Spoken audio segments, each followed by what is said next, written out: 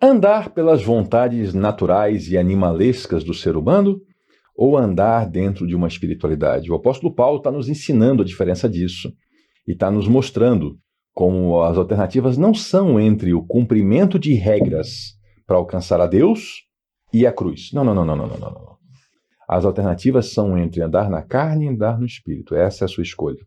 Porque o cumprimento de regras não lhe leva para Deus. O cumprimento de regras não é capaz de salvar. Só a cruz é. E uma vez que você passa pela cruz com Cristo, agora você tem que escolher. Porque os que praticam as obras da carne não herdarão o reino de Deus. Foi assim que nós encerramos nosso último vídeo e agora retomamos desse ponto. Olá, seja bem-vindo. Aqui nós estudamos a Bíblia. Vamos orar? Vamos orar então. Deus amado, obrigado. Obrigado por nos mostrar a verdade, por nos ensinar a diferença entre o certo e o errado. Nos conduz mais uma vez, Senhor Deus, e nós oramos em nome de Jesus. Amém. Gálatas, capítulo 5, agora a partir do verso 22. Paulo nos mostrou anteriormente que existe uma oposição entre carne e espírito, entre andar do modo natural do ser humano ou andar conforme o Espírito Santo sopra em nós a vida.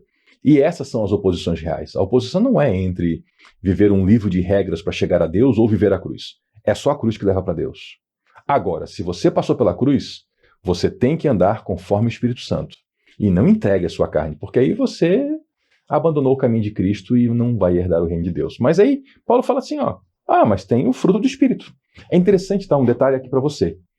Não são os frutos, tá? É um fruto só. O Espírito dá um fruto. E esse fruto tem diversas características. Então pense o seguinte, se você vai andar no Espírito Santo, você vai dar esse fruto.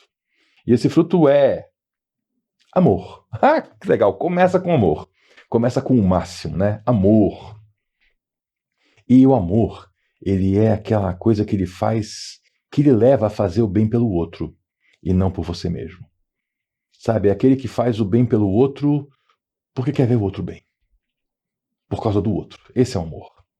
Alegria, paz. Tá vendo como isso aqui se opõe às obras da carne, né? As obras da carne tinham ira, dissensão, inveja. Não, aqui tem amor, alegria e paz, tem paciência. Esse é um fruto do Espírito. Porque é necessário, numa vida espiritual, ter paciência. O tempo de Deus não é o nosso, né? A gente ora pelas coisas e a gente acha que o melhor momento para as coisas acontecerem é agora. Mas Deus sabe que não é o melhor momento. Então a gente tem que sim manifestar a paciência. Ser amável. Não é só amar, é ser amável. É ser alguém que se torna alvo do amor dos outros pela sua conduta. Bondade. Olha aí. Fazer o bem, que coisa interessante. Fidelidade. Ser fiel. Seria bom se não precisasse explicar, mas precisa, né? Fidelidade, ela é também uma característica do fruto do Espírito. É a pessoa que se mantém a palavra que foi dada. Então é aquele... Claro, tem a fidelidade conjugal, que ela é óbvia, né? Aquele casal que se uniu em casamento, então se mantém fiel a essa palavra, casamento. Mas também a pessoa que se mantém fiel à palavra dada em todas as ocasiões, se mantém fiel ao ensino que lhe foi dado. Sim, isso também é fruto do Espírito. Mansidão. A Bíblia fala que Jesus era um homem manso, Moisés era um homem manso como não havia outro. Mas não pense que mansidão é passividade, é receber a maldade achando que é tudo bem. Porque Moisés não era fácil, Moisés era um guerreiro e Jesus também. Não esqueça que Jesus, o homem manso, foi ele que fez um chicote de cordas e derrubou os vendilhões, as cadeiras, as mesas dos vendilhões e cambistas do templo e purificou o templo. Mansidão não é passividade. Tá? E domínio próprio, né? Quem não se domina é dominado pela carne. Isso aqui é um tema importante, é um tema que mexe muito também lá com a ideia do jejum, né? Se você tem um problema de domínio próprio, sugiro o jejum. Tem um vídeo aqui no canal de ajudando a compreender mais sobre o jejum, mas o jejum é uma prática que aumenta muito o domínio próprio. É a pessoa decidir o que ela vai fazer e não ser empurrada pelas próprias emoções. Contra essas coisas não há lei. Não há lei que destrua essas coisas. A pessoa que vive dessa maneira, ela é uma pessoa digna do reino de Deus, não que fazer isso a torna digna, mas a dignidade do reino de Deus está nessa pessoa. Não há lei contra isso. Os que pertencem a Cristo crucificaram a carne.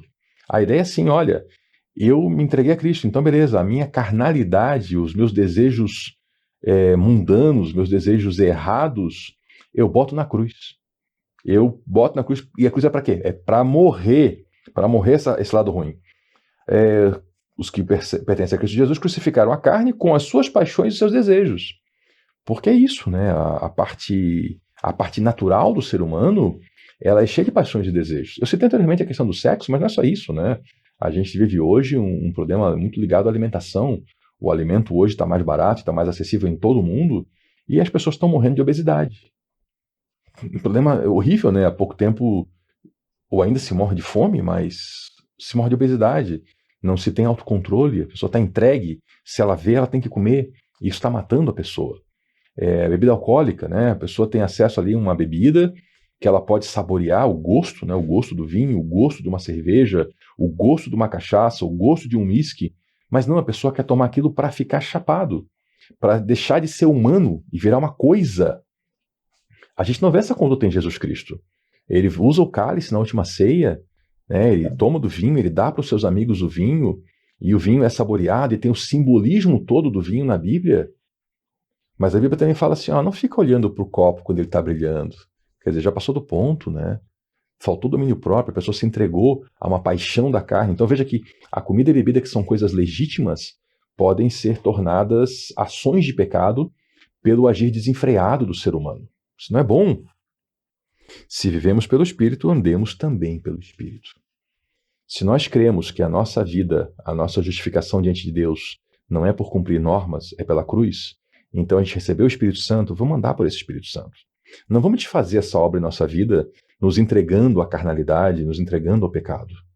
Vamos andar pelo Espírito. Não sejamos presunçosos. Aqui pegou. Aqui pegou porque o legalista é presunçoso. O legalista, ele acha que ele é melhor do que o outro cristão. O legalista é aquele que cumpre normas, né? Ou melhor, que acredita que o que faz dele um bom cristão é o cumprir de normas. Ele é presunçoso. Ele acha que ele é melhor do que os outros cristãos. Sim, esse é um problema sério. Não sejamos presunçosos, provocando uns aos outros e tendo inveja dos outros. Paulo tratou antes, né, que os legalistas, eles vêm tentar tirar nossa liberdade. Eles vêm ali se infiltrar dentro da igreja para ficar espionando a nossa liberdade e nos fazer escravos. Isso é uma inveja, porque ele é escravo. E ele vê o livre, e aí como ele anda segundo a carne e não segundo o espírito, em lugar de ele buscar a liberdade que o outro tem também, e dizer assim, ei, me ajuda a ser livre como você, não, ele fala, não, vem cá, seja escravo como eu. Seja escravo como eu.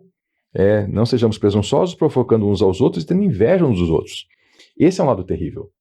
Eu já vi uma pessoa escravizada pela lei eu estava presente, buscar conhecimento com outra pessoa porque queria essa liberdade em Cristo. E ouvir isso e buscar, então, esse caminho melhor. Mas o mais comum é o contrário. É a pessoa que se deixou escravizar, ter inveja, ser presunçosa. E isso é uma coisa horrível, porque a pessoa fica se comparando a outra, e a comparação com outra pessoa, ela tem um resultado perverso. Porque sempre que você se comparar com os outros, você vai ter isso, né? Você vai ter essa presunção e essa inveja. Presunção porque você sempre vai encontrar alguém que em algum aspecto não está tão bem quanto você. Aí você fica presunçoso, né? E invejoso porque você sempre vai encontrar alguém que em algum aspecto está melhor do que você. Então o comparativo com outra pessoa, ele é horrível. Agora, o comparativo com a gente mesmo é interessante. Porque se eu ando pelo Espírito, eu ando com Cristo, eu posso ter uma medida, que é o homem de ontem. Eu posso olhar para quem eu fui ontem e perguntar assim, hoje, eu tenho mais autocontrole? Eu tenho mais domínio próprio? Hoje, eu sou uma pessoa mais espiritual ou mais carnal do que o homem que eu fui ontem? E anteontem, e ano passado? Entendeu? Essa é uma medida interessante, porque eu não fico nem presunçoso e eu não fico nem invejoso. Se eu olhar para o homem de ontem e ver que o homem de ontem era melhor que o homem de hoje, eu fico arrependido. E eu busco na cruz a minha transformação. E eu me arrependo do meu pecado e eu ando com Cristo para ser melhor. E se eu vejo que hoje, o homem de hoje que eu sou é melhor do que o homem de ontem, eu não fico presunçoso. Eu sigo a palavra que diz, quem está em pé, cuide para que não caia. E eu me alegro em Cristo pela obra redentora dele, pela ação do Espírito Santo na minha vida. E eu busco ser melhor ainda amanhã, reconhecendo que toda coisa boa vem do alto, vem de Deus. e não de mim mesmo. Então aí a comparação já fica melhor, para a gente não cair nesse erro aqui. Não sejamos presunçosos, provocando uns aos outros e tendo inveja uns dos outros.